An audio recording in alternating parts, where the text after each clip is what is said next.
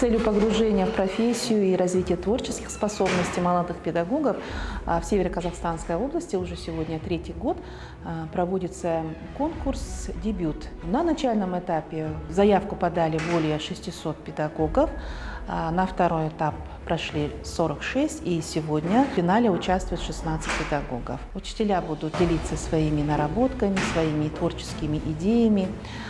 Я думаю, что тогда такой конкурс будет способствовать профессиональному росту педагогов, будет способствовать их творческому вдохновению. Я желаю всем нашим молодым педагогам успехов. Меня зовут Шевелева Екатерина Николаевна, я работаю в Высшем колледже имени Мукжана Жумабаева педагогом-психологом.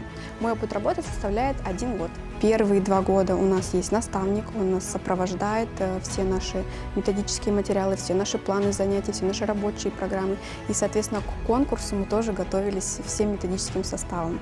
Представлю свой авторский сайт, который применяю, где мы публикуем со студентами материалы, которые находятся в свободном доступе. Конкурс очень интересный, меня зацепило именно название «Дебют молодых педагогов», поэтому решила попробовать. Менің аты жөнім Мұқаш Нұркен. Мен солтүстік Қазақстан облысы Темиртау ауданы Темиртау жалпы білім беретін қазақ мектеп-интернатының тарих пәнінің мұғалімі. Мен дебют сайысына 2-ші жыл қатарынан қатысып отырмын. Былтырғы жылы 3-ші орын алған болатынмын. Биылғы жылы мен өз жұмысымды ұсынар болсам, бұл жерде тарихта оқытудағы түрлі әдіс-тәсілдермен қатар 3D форматын ұсынып отырмын. Әрине қобалжулық бар, бірақ жеңіске жетемін деген ойдамын. Сәлеметсіздер ме, құрметті қатысушылар, Әділқазылар алқасы.